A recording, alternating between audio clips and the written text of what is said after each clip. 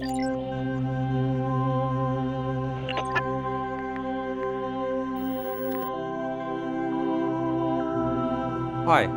my name is Ville Viikari and I'm here with Saab's doctoral candidate Henri Kähkönen today.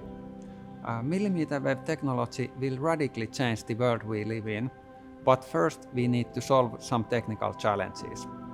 Henri, you study new kind of millimeter wave antenna array concept. What it is about? I have investigated how to better integrate this kind of antenna array and active IC components due to the small size of the antenna at these frequencies. For example, the active components such as phase shifters and amplifiers can be integrated on the bottom side or in some cases on both sides of the PCB. Okay, normally antenna arrays are also realized on PCB.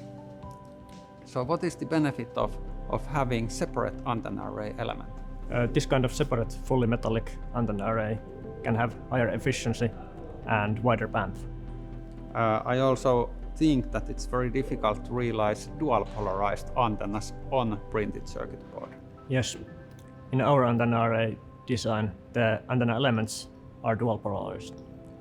Additionally, this kind of fully metallic antenna array provides higher efficiency due to lack of any lossy dielectrics. Additionally, the height of the antenna can be used to increase the operational bandwidth. Okay, antenna dimensions scale with frequency, and dimensions of this antenna are only about 1/10 of those at 3 GHz. So how do you manufacture these tiny antennas? The first prototype was machined from copper, but this proved to be quite difficult due to the small size of the antenna elements.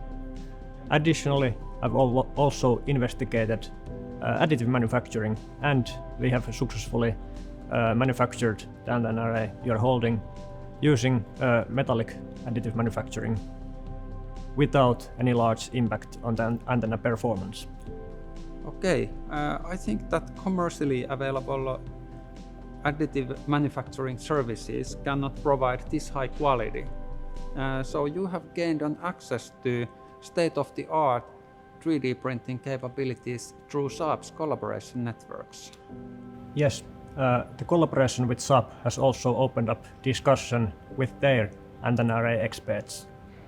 Additionally, this has helped us to steer the research in the correct direction and help me to understand what kind of antennas may be required in the future. Okay, where these kind of antennas could then be used in future? One obvious application is of course 5G.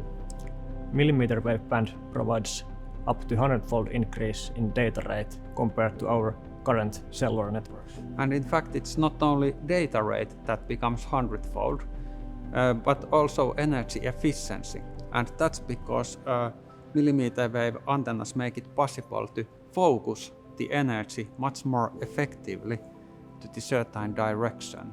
So we can also increase energy efficiency. That's why the phase shifters are required in this structure to steer the narrow beam into any desired direction. This can also open up some new applications. What kind of applications this can open? For example, better automotive radars. Current automotive radars simply measure distances in a small angle in front of the vehicle. This kind of fully beam steerable antenna arrays can increase safety by detecting vehicles, pedestrians, or any obstacles anywhere around the vehicles. And I think it does not only detect objects, but millimeter wave radars can also recognize objects and even monitor, for instance, gestures of us or vital signs of people, such as respiration rate, heartbeat, or heart rate variability. And I think this will lead to radical innovations in health and other application areas. But of course, first we need to learn to integrate these antennas and integrated circuit components seamlessly together. Yes, that is one of the key points in my research, to integrate the antenna and the IC components and look into how they can be interfaced together as close to each other as possible to minimize the losses in the structures.